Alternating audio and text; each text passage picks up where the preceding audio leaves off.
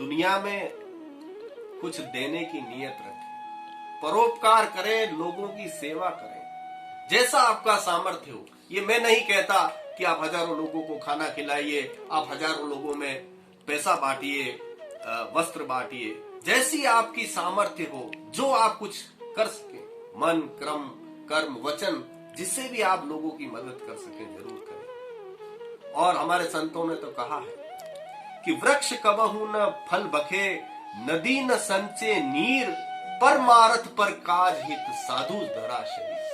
कि वृक्ष कभी भी अपना फल स्वयं नहीं खाते और नदी कभी भी अपना जल स्वयं नहीं पीती। वो लोगों के लिए, जनता के लिए, आम दीन दुखियों के लिए, हमारे जीवन के लिए बहती है। वृक्ष कितने लहलहाते हैं, और ये भी कहते हैं कि जब वृक्ष फलीभूत होता है तब उसकी डालियां झुक जाती है, और बादल भी जब घना भरा हुआ पानी से होता है तो वो नीचे उतर के आ जाता है। सब कुछ परमार्थ के लिए है, सब कुछ दूसरों के लिए है इस जीवन में। जब वृक्ष और नदी तक अपना जीवन सर्वस्व दूसरों के लिए, तो हम तो इंसान हैं और हम चाहे लोगों की मदद कर सकते। एक प्रसंग मुझे याद आ रहा है कि हम कुछ लोगों की मदद करने की नीयत रखें। आजकल अक्सर आपने देखा होगा कि जहां कहीं भी यदि आपको लगता है कि आपका कोई मदद का इच्छुक व्यक्ति आपसे संपर्क करना चाहता है तो आप उससे दूर हो जाते हैं। मैं प्रसंग की बात कर रहा था, तो लीजिए आपके लिए ये प्रसंग मैं सुनाता हूं।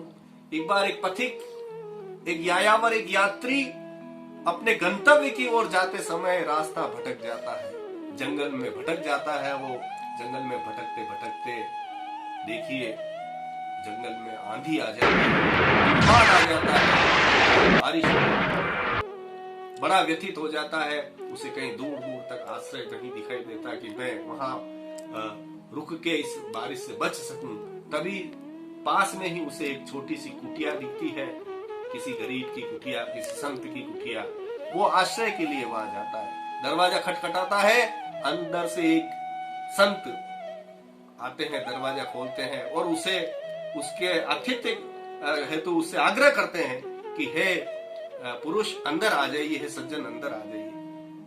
और वह व्यक्ति जो रास्ता भटक जाता है वो अंदर झांकता है तो वहां देखता है कि वो जो संत थे वो केवल वहां पर लेटे हुए थे। उस कमरे में केवल इतनी ही जगह थी कि एक संत वहां पर लेट पाए। तो पथिक ने कहा, महाराज, गुरुवर, आप पहले से ही इतनी सी जगह है कि आप अकेले लेट पाते हैं, तो मैं यहाँ पर आऊंगा तो आप कैसे आराम से रह पाएंगे। तो देखिए, देने के भाव से, मदद के भाव से संत ने ये कहा कि हे महापुरुष, आप तो अतिथि हैं और मैं आपको कैसे आश्रय नहीं दे सकता कि मैं अकेला व्यक्ति यहाँ पर सो सकता हूँ, परंतु यदि हम दोनों यहाँ पर बैठते हैं तो हम दो व्यक्ति यहाँ पर बैठ जरूर सकते हैं। कहने का मतलब यह है कि one can sleep there two can sit, यानी जहां एक व्यक्ति सो सकता है वहां पर दो व्यक्ति बैठ सकते हैं। उसने उस व्यक्ति को आश्रय दिया, बड़ा प्रसन्न हुआ, दरवाजा बंद किया तूफान में।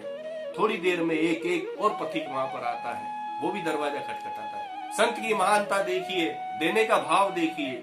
वो संत पुनः दरवाजा खोलते हैं और उस अतिथि, उस व्यक्ति को भी अंदर लेते हैं। वो भी बड़े विस्मय में होता है कि यार, आप तो दो पहले से बैठे हैं और मैं और अकेला आ गया, तो अब मैं कहां बैठूंगा और आप परेशान हो जाएंगे बेवजह मेरे आने से।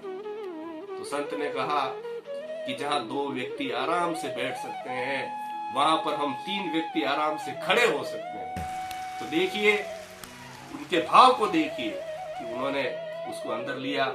जो जहां संत पहले सोए हुए थे वहां पर दो व्यक्ति आराम से बैठ गए, और अब जहां दो व्यक्ति बैठे थे तो तीनों वहां आराम से खड़े हो गए। तीन की जगह, कहने का तात्पर्य है कि two can sit but three can stand there, कि जब दो व्यक्ति जहां बैठ सकते हैं वहां पर तीन व्यक्ति आराम से खड़े हो सकते हैं। ऐसा भाव मन में हो तो हम इस जीवन हमारा सफल है, बाकी सब कुछ निरर्थक है। कुछ देर में तूफान थम जाता है, बारिश बंद हो जाती है और दोनों पथिक अपने अपने गंतव्य की ओर चले जाते हैं और उस महात्मा को प्रणाम करते हैं। तो जीवन शैली ऐसी जियो कि परोपकार कुछ कर जाओ कि लोग तुम्हें याद करें,